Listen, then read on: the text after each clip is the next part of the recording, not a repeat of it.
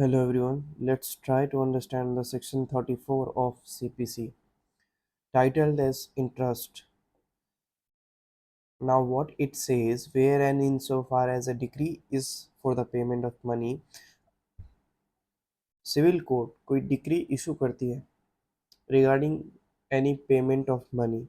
The court में ऐसे में कोर्ट क्या कर सकता है in the decree order interest at such rate as the court deems reasonable to be paid on the principal sum adjudged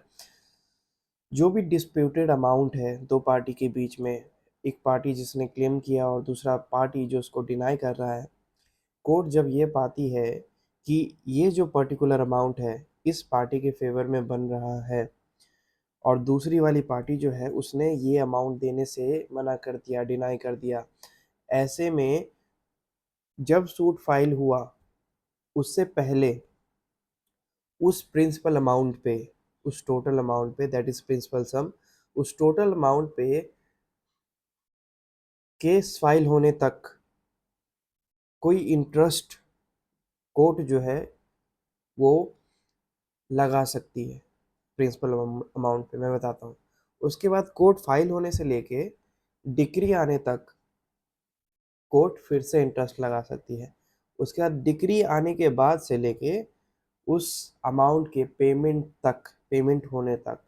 court फिर से इंटरेस्ट लगा सकती है तो तीन टाइमों में इसको स्प्लिट करके देखिए सबसे पहला वो कोर्ट में इसने केस फाइल नहीं किया था फर्स्ट पार्टी ने और उससे पहले उसका जो पर्टिकुलर अमाउंट है वो दूसरी पार्टी के पास था तो जब तक उसको देना था उस दिन से लेके केस फाइल होने तक कोर्ट चाहे तो इंटरेस्ट लगा सकती है उसके बाद केस फाइल होने से लेके जब तक ऑर्डर नहीं आ जाता है फाइनल ऑर्डर नहीं आ जाता है कोर्ट का तब तक का दूसरा इंटरेस्ट या कोई सा भी सुटेबल इंटरेस्ट और ऑर्डर आने के बाद से लेके जब तक उसने पेमेंट नहीं किया वहाँ तक उस ड्यूरेशन तक कोर्ट जो है इंटरेस्ट लगा सकती है तो यहाँ पर तीन टाइमिंग हमें देखने को मिली है ठीक है एक जब उसको देना था तब से लेके उसने नहीं दिया और तब से लेके केस फाइल होने तक केस फाइल होने से लेके केस चलने तक और उसके बाद केस चलने से लेके केस ख़त्म हो जाने के बाद जब तक उसने पे नहीं कर दिया तो एक दो एंड ये तीन ड्यूरेशन हमें देखने को मिल रहा है तो उसी में ये कह रहे हैं कि कोर्ट जो है सुटेबल इंटरेस्ट जो कोर्ट को सही लगे वो इंटरेस्ट लगा सकती है दूसरी पार्टी पे अब इसको फिर से रीड करते हैं where and in so far as a decree is for the payment of money अगर कोई डिक्री पेमेंट ऑफ मनी के लिए है तो कोर्ट ऐसे में इन the decree order interest at such rate as the court deem reasonable to be paid on the principal sum adjudged तो court जो भी सुटेबल इंटरेस्ट उसको लगे वो ऑर्डर में दे सकती है मेंशन कर सकती है from the date of the suit to the date of the decree ठीक है ये कौन सा वाला है ये बीच वाला है from the date of the suit ये यहाँ से स्टार्ट हो गए from the date of the decree यहाँ तक ये ड्यूरेशन तो इसमें कोई जो डिस्प्यूटेड अमाउंट था उस पर इंटरेस्ट लगा दिया इन एडिशन टू इन अब बात कर रहा है in addition to any interest adjudged on sum principal sum of any period prior पहले का prior to the institution of the suit ठीक है और जो पहले है उसमें भी कोई इंटरेस्ट लगा सकती है मतलब इसमें लगा सकती है इसी के साथ साथ इन एडिशन इसके साथ इसको इसको इसमें जोड़ इसमें ये वाला इंटरेस्ट भी जोड़ सकती है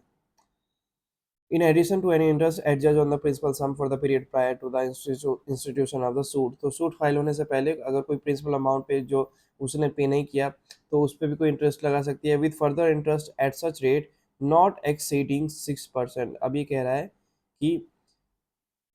6% से ज़्यादा नहीं होना चाहिए पर एनम as the court deem reasonable on such principal sum उस प्रिंसिपल अमाउंट पे 6% से ज़्यादा नहीं होना चाहिए पर annum from the date of the decree to the date of payment ये जो 6% है ये यहाँ की बात हो रही है डिक्री आने के यहाँ तक जब तक पे नहीं कर देता from the date of the decree to the date of the payment और to such earlier date as the court thinks fit जब तक वो पे नहीं कर देता, या फिर अगर कोई स्पेसिफिक डेट कोर्ट ने बोला है कि इस डे तक पे कर देना है, तो इस डे को नहीं करता है पे, तो इसके बाद से लगना स्टार्ट हो जाएगा। Provided that where the liability in relation to the sum so adjudged had arisen out of a commercial transaction, अब ये कह रहा है कि यही डिस्प्यूट अगर कोई कमर्शियल ट्रांजैक्शन से रिलेटेड है, मतलब दो कंपनी के बीच में हुई है, the rate of such further interest में एक्सीड, वहाँ पर 6% से ज़्यादा इंटरेस्ट बढ़ सकता है। अगर मैटर जो है वो दो कंपनीज के बीच में है जिनका काम ही बिजनेस, जो बिजनेस से समवेयर कनेक्टेड है, अगर उनके बीच में डिस्प्यूट अराइज होता है तो वहाँ पर ये लिमिटेशन नहीं है, वहाँ पर 6% से ज़्यादा भी इंटरेस्ट लगाया जा सकता है। But shall not exceed the contractual rate of interest, but अगर उनके बीच में कोई कॉन्ट्रैक्ट हुआ था उसमें इंटरेस्ट मेंशन था, तो उस इंटरेस्ट रेट से ज़्यादा नहीं बढ़ा सकते हैं। या फिर और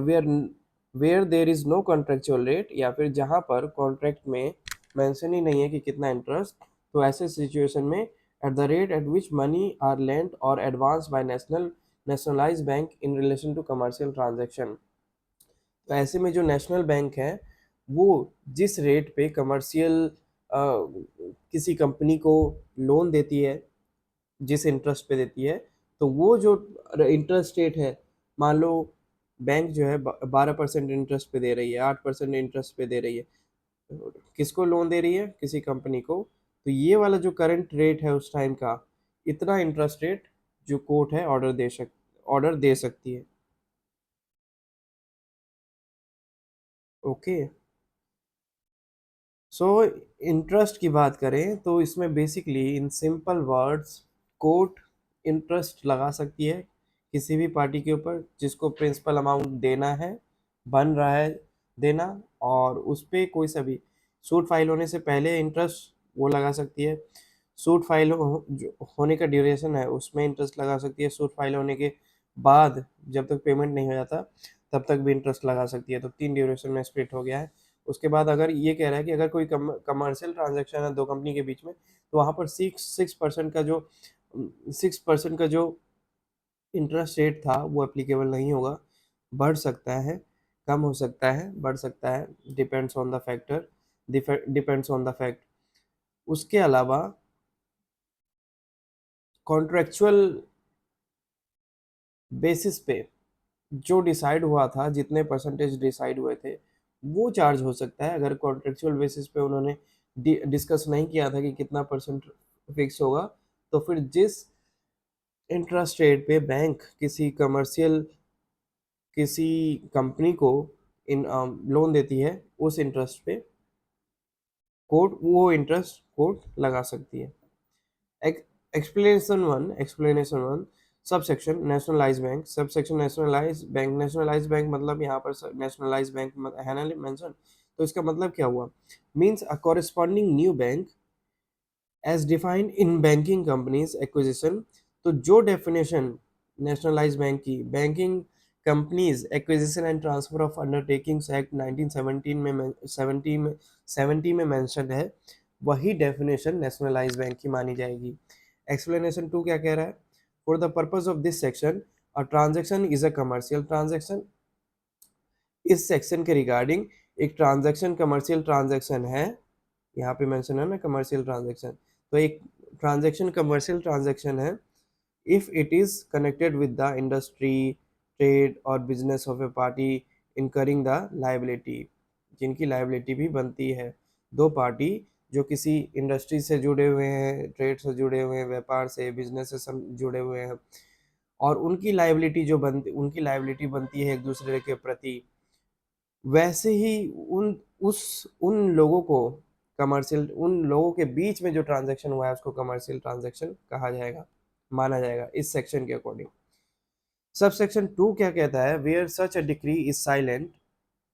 with respect to the payment of further interest on such principal sum. मान लो कोई प्रिंसिपल सम है 2 लाख का, उस पर इंटरेस्ट भी लगना था, लेकिन अगर कोर्ट डिक्री में स्पेसिफिकली मेंशन नहीं करती है कि इतने परसेंट इंटरेस्ट लगना है,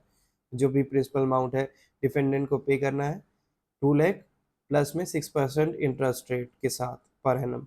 लेकिन मान लो डिक्री इशू की जिसमें कोर्ट ने कहा कि 2 लाख पे करना है, लेकिन इंटरेस्ट रेट मेंशन नहीं किया, वैसे में from the date of the decree to the date of the payment और इधर earlier date the court shall be deem to have refuse such interest. तो ऐसे में मान लिया जाएगा कि कोर्ट ने वो जो इंटरेस्ट रेट है वो रिफ्यूज कर दिया है, and a separate suit there of shall not lie, और उसके लिए कोई सेपरेट सूट जो है वो भी फाइल नहीं किया जाएगा।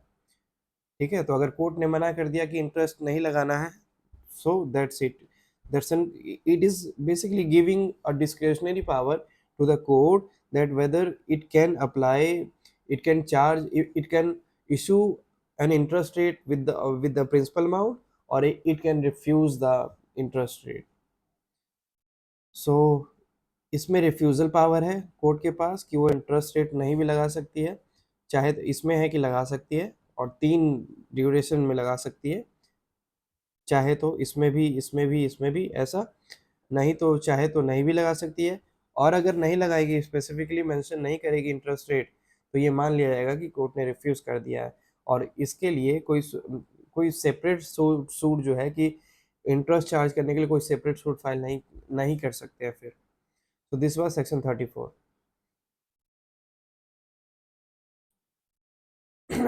What section 35 says, section 35 says title is cost. ठीक है, कि सूट जो फाइल हुआ कोर्ट में और जितने भी एक्सपेंसेस लगे, जितना भी खर्चा हुआ सूट फाइल होने में, और advocacy fees, court fee and expense, travelling expenses, a lot of things, so वो सब अब इतना एक्सपेंडिचर हुआ है, इतना खर्च हुआ है प्लेंटिफ का, तो वो कौन पे करेगा? ठीक है, प्लेंटिफ का या डिफेंडेंट का, जो भी जीतता है, जो भी जीतता है, तो हारा हुआ व्यक्ति जो है, जो हारा है एक्चुअल में, जिसकी लाइबिलिटी बनती थी पेमेंट करने की लेकिन उसने नहीं किया, जिसकी वजह से दूसरे पार्टी को कोर्ट में आना पड़ा और उसका टाइम भी वेस्ट हुआ, उसका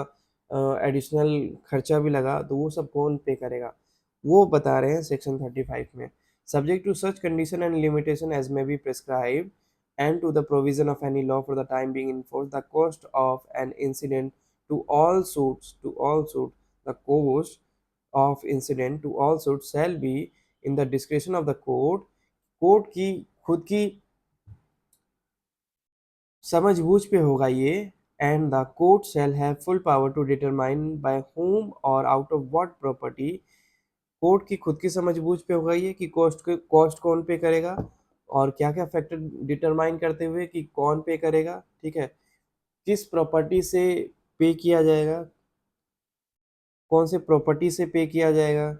एंड टू व्हाट एक्सटेंट, और कितना पे किया जाएगा, such cost are to be paid. ठीक है, तो कितना कॉस्ट किस व्यक्ति के द्वारा किस प्रॉपर्टी से पे किया जाएगा, किस मोड से पे किया जाएगा, वो सारी चीज़ें जो है कोर्ट ही डिसाइड करेगी, कोर्ट की खुद की समझबूझ पे होगी वो सारी चीज़ें। And to give all necessary direction for the purpose of aforesaid, और इसके लिए वो जो भी नेसेसरी आने वाले नेसेसरी स्टेप्स हैं वो ले सकती है। The fact that the court has no jurisdiction to try the suit shall be no bar to the exercise of such powers. इससे मैटर नहीं करता है कि उस कोर्ट की जुरिस्डिक्शन थी या नहीं थी, उसके पास ये पावर होगा उसकी खुद की समझबूझ में, उस समझबूझ से वो इशू कर सकता है कि कौन जो है कॉस्ट पे करेगा। फॉर एग्जांपल किसी रॉन्ग जुरिस्डिक्शन में आपने कोर्ट फाइल कर दिया, सूट फाइल कर दिया, जहाँ पर जिस कोर्ट के पास जुरिस्डिक्शन ही नहीं है, अब ऐसे में दूसरे पार्टी का जो है, दूसरा पार्टी जो जिसको समन करके बुलाया गया, ही सेड कि ये यहाँ पर जुरिस्डिक्शन बन नहीं रहा है, दूसरे कोर्ट में बन रहा है, दूसरे एरिया में बन रहा है, तो वहाँ जाना पड़ेगा। लेकिन यहाँ पे आने तक के लिए, रिटन स्टेटमेंट फाइल करने के लिए, एडवोकेट फ़ी के लिए डिफेंडेंट का जो है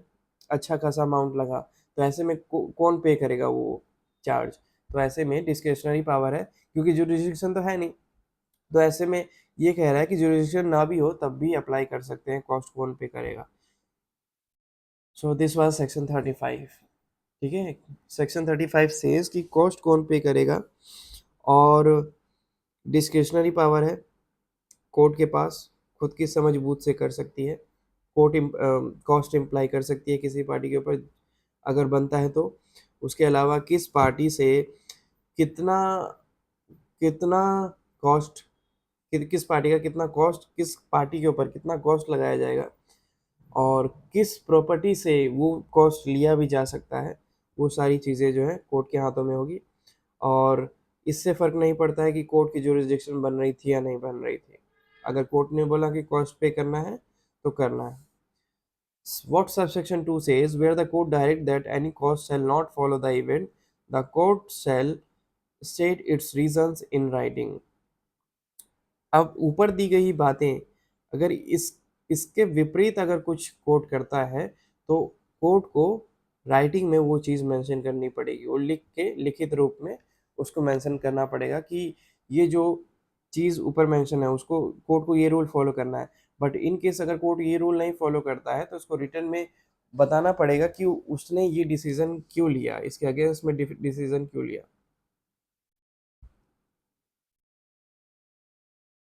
ठीक है, सो दिस वाज सेक्शन 35।